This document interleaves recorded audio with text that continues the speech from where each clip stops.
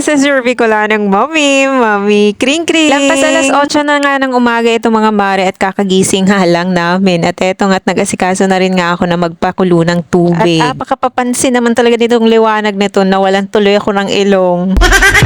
Katapos ko nga isa lang yan mga mare ay kinuha ko na rin nga yung natirang ulam dito sa Mayre. Iinitin ko nga mga mare dahil kakain nga ako ng kanin. Para may lakas na naman nga tayo mga mare na harapin ang mga gawaing bahay dahil schedule ulit nga namin ang paglalaba ngayon dahil hindi ko nga natapos yung mga labahin ko kahapon at talagang napakarami pa rin nga mga mare. Nagtimpla na nga ako ng Milo dyan mga mare dahil bibigyan ko na nga ng almusal ang aking anak na busy pa rin nga sa panonood ng TV.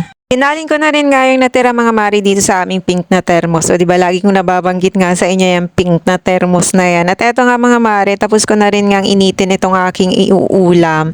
Pero eto nga mga mari, nung kukunin ko na nga yung kanin, ay nako naman, eto talaga. Sobrang dami na naman ngang langga. Kapag ka nakakalimutan ko talaga ito mga maring alisin dyan sa may lagayan na yan, ay tiyak talagang kinaumagahan, ay kumpul-kumpul na nga ang langgam dyan. Yung tipong crave kang kumain ng kanin, tapos ayun na unahan ka naman ng mga langgam. Tapos eto nga mga mari, lumabas nga muna ako at minuksan ko nga yung bintana dito sa balkon para nga pumasok yung liwanag mga mari dahil kapag ka hindi nga yan nakabukas ay talaga namang madilim nga dito sa may sala. Eto nga at umupo na nga ako dyan mga mari. Meron pa rin nga akong kanin na nakuha mga mari na walang langgam kaya pinagtiisan ko na lang talaga dahil gustong gusto ko nga kumain ng may kanin. Hindi ko naman siguro ikamamatay mga mari kung kumain ako ng tira-tirang kanin ng mga langgam. Wala uy!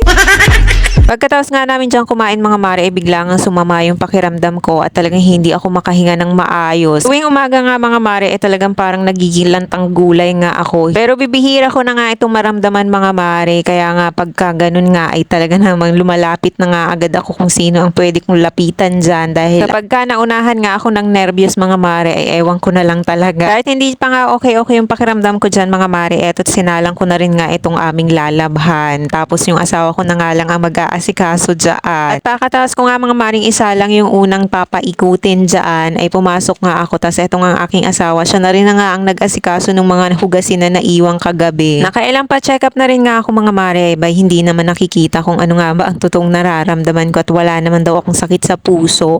Pero nga mga mare kapag ka meron nga akong UTI ay ganito talaga yung nararamdaman ko. Pati nga paghinga ay talagang nahihirapan ako. Alala ko nga mga mare nung nagpa-check up ako, tinanong ko nga yung doktor kung bakit nga ba ganun yung nararamdaman ko. Abay, ang sinabi nga sa akin, yun nga daw ang alamin ko. Hala, kaya hindi na talaga ako bumalik-balik dun sa doktor na yun mga mare. O siya, sige na nga mga mare at napahaba na naman nga ang ating chika. Maraming salamat sa pagsama hanggang dulo. So uulitin muli at kung di ka pa nakapalo kay Bicolanang Mami, baka naman. O siya, bye!